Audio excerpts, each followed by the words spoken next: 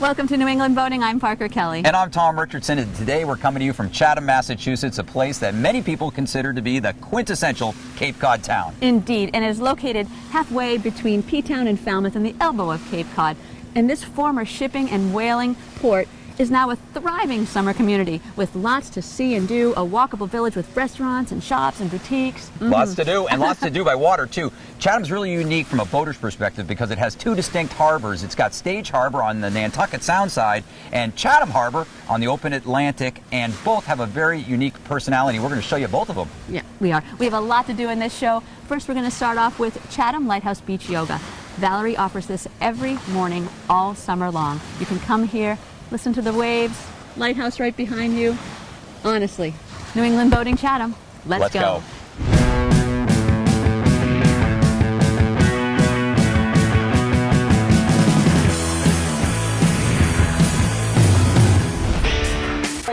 That lobster roll looks delicious. I'll give it to you. To another great destination. Are you shopping for me? Oh, there's a fish. Parker's goofing around. Gonna miss. Make short, sharp sweeps with the rod. But we want the fish that can eat that thing. Oh, yeah. Hang on, Parker. Tom, don't joke.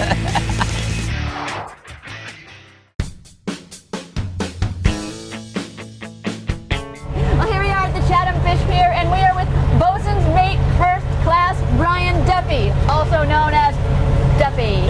And we are on an official Coast Guard boat. Yeah, tell us about this boat. What is this boat? Well, this is a 42-foot nearshore lifeboat. It's only one of three in the entire Coast Guard, and they're all stationed here at Chatham. They're specifically made for our Chatham bar. Shifting sandbars and stuff like that make it very difficult for us and other mariners to transit across.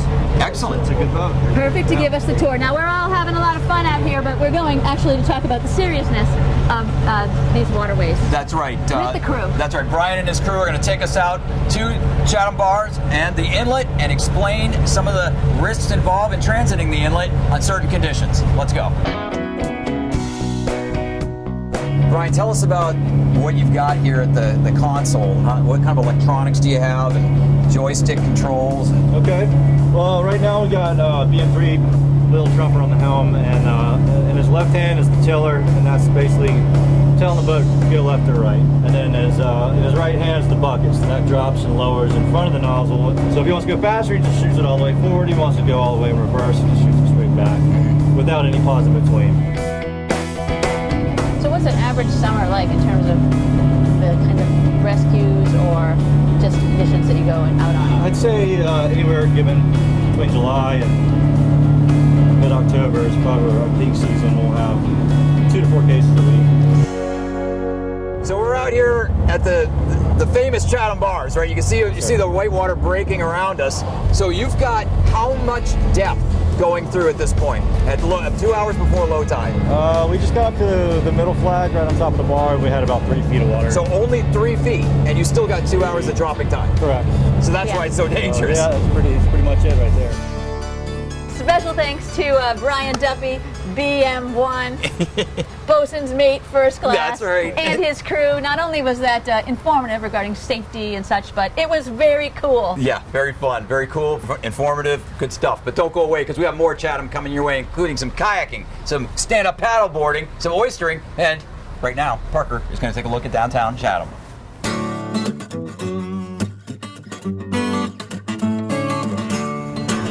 So this is the village of Chatham, and there are so many boutiques and restaurants and galleries, and I don't know where to begin. It's charming, charming, charming.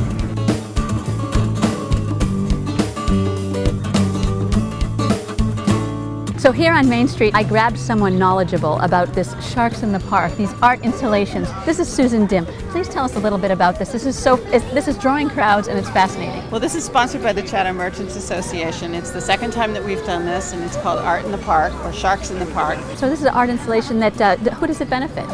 It benefits the public and the downtown merchants. So the businesses pick the design on it, or does the artist, they work together? We will sponsor an artist who will then go work with together and come up with a different design for each one. I'm going to go pop into the Chatham Clothing Bar.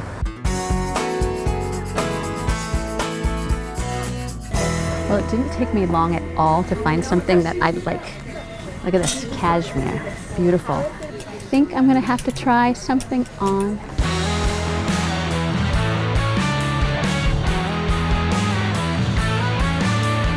Right behind Main Street, a short little walk, restaurants, gift shops, and this gallery, Focus Gallery. I've heard a lot of good things about this gallery.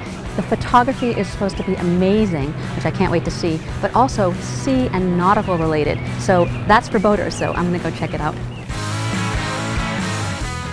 What an amazing space this is. I know, isn't it beautiful? It really is. Tell us about this gallery. How long has it been in existence?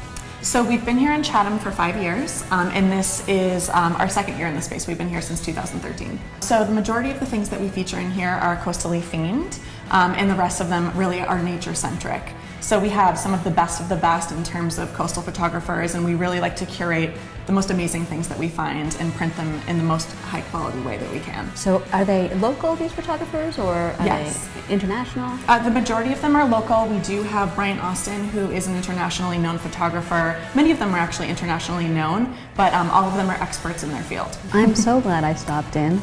You should stop in too. Yeah, thank you so much for coming. Thank you.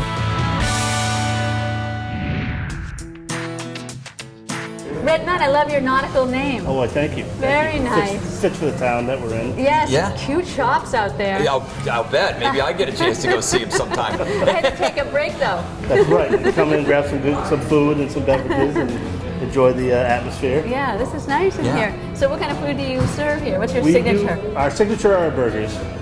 We've been voted just recently one of the top 19 burgers in Massachusetts. Really? Top 19? We've won Best Burger on the Cape a few times. Get out. And you guys are right near the heart of downtown Chatham, Yes, so yep, it's yep. you know, an easy walk from the town center. Do you get boaters? Do you get a lot of boaters We get a that lot come of here? boaters, yeah. We get a lot of pleasure boaters, and we get a lot of commercial fishermen that come in and hang out and Give it some local color. exactly. Well, so can we get a table and have some? Sure, by all means. Fish tacos and the nun burger. Oh, looking good. I love the fries. Check them out. If you have room on board your boat for a bike, consider getting a folding bike like this Montague Paratrooper. It's a full-sized mountain bike, and it folds up. It's easy to take the front wheel off too to even make it more compact. It's super easy to put together. You just basically push down on that little tab. It clicks into place. You hit this little lockdown mechanism, and you're good to go. That's all you have to do. The thing also I like about Montague are like I said, they're solid, they're well made, they are full-size bikes. This is a real mountain bike, folks, and it's got Shimano gearing, and it's got a fully adjustable seat. Just unclick the lever, and you can adjust the seat height or take out the whole seat for storage. It's not like one of these cheapo folding bikes that you might get. This thing's built for the ages, and you can really ride it around. It's very, very comfortable. Montague folding bikes, a great product if you're a cruising boater and have room for a bike on board.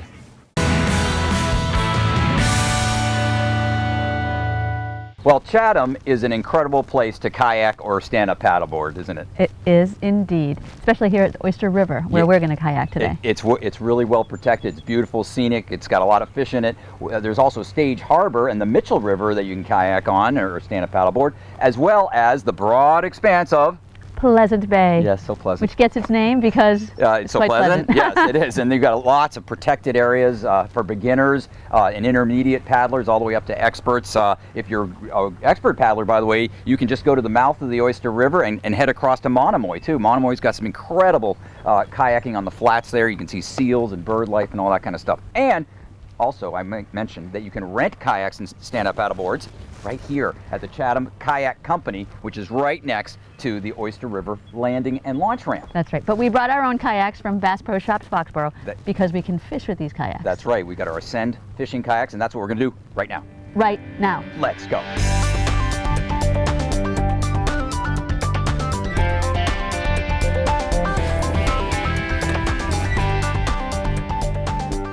Well, from the Oyster River Town Landing up to Oyster Pond Beach, where you can beach your kayak or an SUP or dinghy, it's only about 2 miles, and then you can just stroll into town. I'm going to go to Atlantic Workshop. You are? I am. That sounds so fun. So maybe I'll paddle there. What do you think? Let's do it.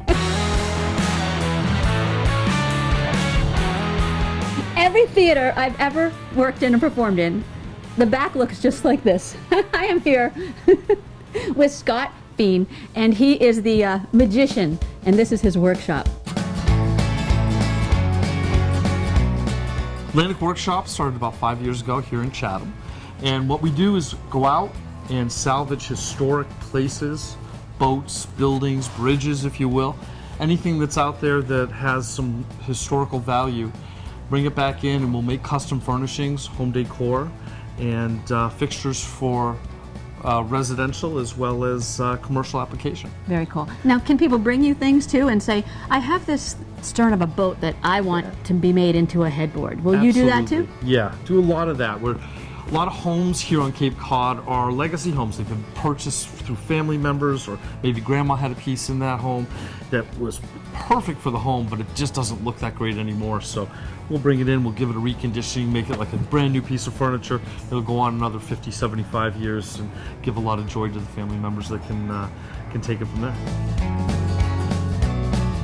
This table right here is an excellent example of when two pieces come together that I had absolutely no idea when I went to go pick them, how they were gonna, the final product was gonna look. It is a roll cart that had been used in Springfield, Massachusetts, and it has now become a fly tying table. Okay, cool. Which is nestled securely on top of a sewing machine base from a blanket company in Brockton, Massachusetts. That'd be cool if you could tie your flies by using the pedals. That'd be actually really nice.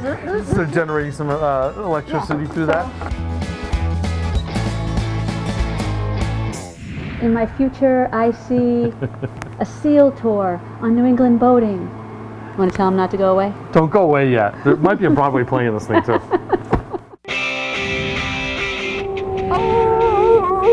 Don't communicate with them, Parker. They might come over here.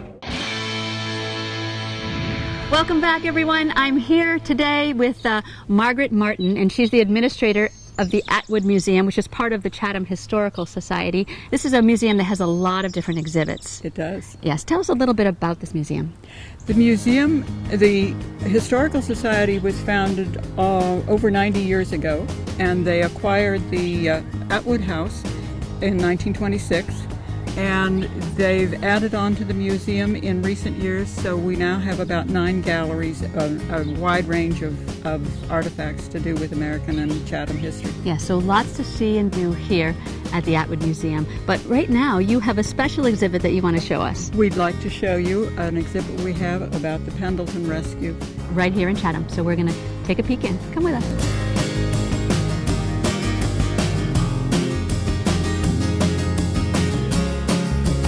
This is a boat model, a ship model of the rescue boat from Chatham Coast Guard Station. And it had 4 crewmen who went out on February 18th of 1952. And it was 60-foot seas because there was a real northeast Atlantic storm. And they were able, it was a 36-foot motorboat. And they rescued 32 men off of the midsection of the Pendleton in one trip in a boat that's not supposed to carry that many. It was an absolutely amazing rescue. There were 7 or 8 men at the opposite end that they were not able to rescue. It's considered one of the most amazing rescues by the Coast Guard, particularly on the East Coast.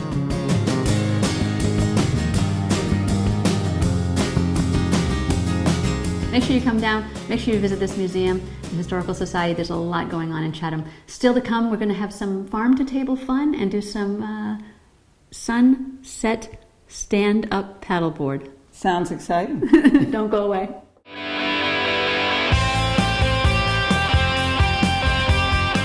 We're in Riders Cove, and we are with Paula St. Pierre, who is the owner of Beachcomber Tours, and Jim. Her sidekick Jim. We're not sure what he does, but he's going with us. He's going to crack jokes. He's going to pilot the boat, and he's going to put us on some seals. Put us on some seals. Serious seal action.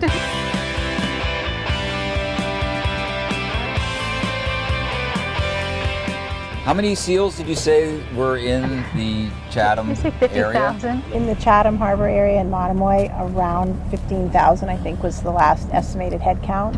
that the National Marine Fisheries did. Now, you said that the local fishermen, though, especially striped bass fishermen, they've been complaining about the number of seals, right? They'll literally take your fish as you're reeling it in and almost wink at you like, thanks for that. I've had it happen in Monomoy. Yeah. There's basically 4 kinds, but 99% of them are grays. You've got harbors, harps, and spotted. They eat 20 pounds of finfish a day on average each. 20 pounds of finfish a day. That's what the biologists say. Well, lots of thanks to Paula and Marlon Perkins, I mean Jim, of Beachcomber Boat Tours. Thanks for the great seal watch. We saw a lot of seals. Yes, you did. We did. So give them your website, please. Sealwatch.com. Sealwatch.com. Pretty basic. And that's what you did. And that's what I did. That's and what that's what we we did. And that's what you can do. So I'd love to stick around, but I've got to put on some waders and do a little farm to table, oyster farm to table with Andy Baylor from Bluefin. Excellent. Like to see that on TV. Yeah. Stick around.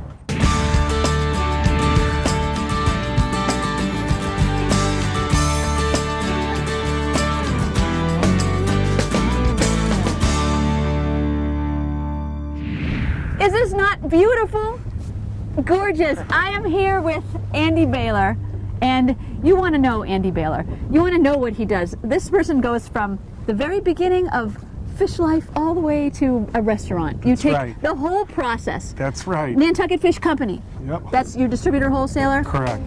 Chatham Pier Fish Market. Yep. That's where you bring them in, you clean them, you also serve and sell. Yeah. Here we are in your oyster farm, Yarmouth Oyster Farm, right off of Great Island, where you get the oysters. And you also keep the baby oysters in a nursery in your yard. That's right exactly it. You start from the beginning to the end, and it goes right from me through my companies to the consumer. So right now, we're at your gorgeous farm, and we're going to harvest some oysters. Nice bag full. Is this thin shell here? Yes. That's all within the last 3 weeks. That's all fresh growth. Oh, wow. So the water is warmed up, the food is here, and they're going to take off. So how many do you want to shuck tonight? 300, 400? So if I keep throwing them at you, you're going to be one of the catches, backup catches for the Red Sox? Bring it on. And so now we'll go see the babies in your nursery. So we're at Andy's house, and this actually acts as a nursery for the baby oysters. Can I call them baby oysters? You can call them baby oysters. So tell us about this. What do you call it? This is an upweller, where you force the water through these screens to feed the young oysters. It avoids predation, so they survive quicker, they grow 3-4 times quicker, and then you'll transfer them to the oyster farm itself in the cages. But right now, these have been in here for about a week. Look at that. And they've actually Can I touch it? tripled, quadrupled in size. They're doubling size every day. Other people have pools in their backyard. Yeah. Andy has a nursery. Has a little farm. Oh, that is so cool. So we came from the Chatham Pier, and today's a commercial bass season day. The boats have landed quite a few fresh stripers. We have brought one over from the pier, and we're going to fillet it up here for our dinner over at Bluefin Sushi and Sake Bar. We scale this fish because we like to leave the skin on.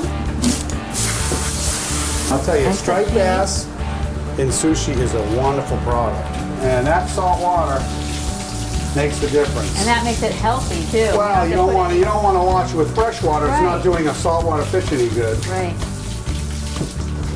It's a nice fillet. Gorgeous.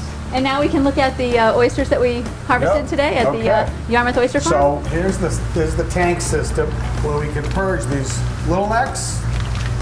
That's where they spit out all the And sand. these are the oysters from the farm today that we harvested. Look at that. We usually sell them very quickly, but if you can keep them in the water and they continue to stay live like this, it's just a healthier environment for the oysters. Yum. All right, so Seafood. on to the restaurant. On to the restaurant. There's Grandpa.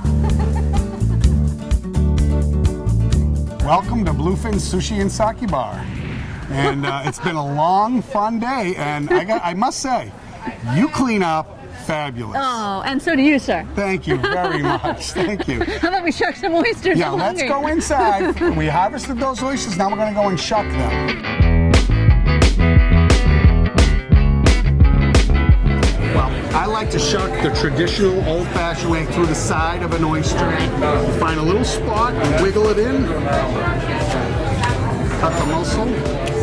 Like a pro. We're going to take these, we're going to bring back to the kitchen. Our chef Luke will then take these, tempura them, fry them up, and you're going to really love it.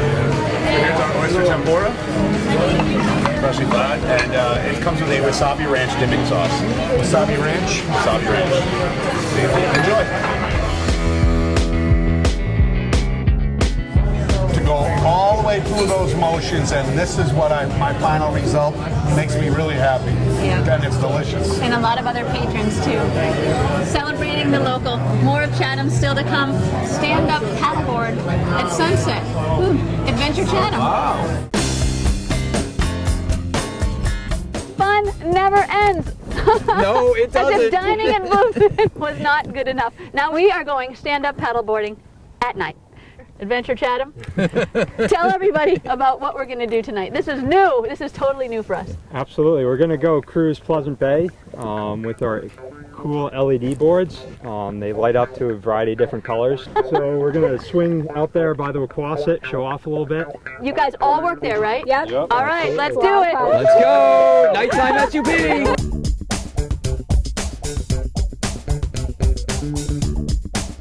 Check it out. Good form.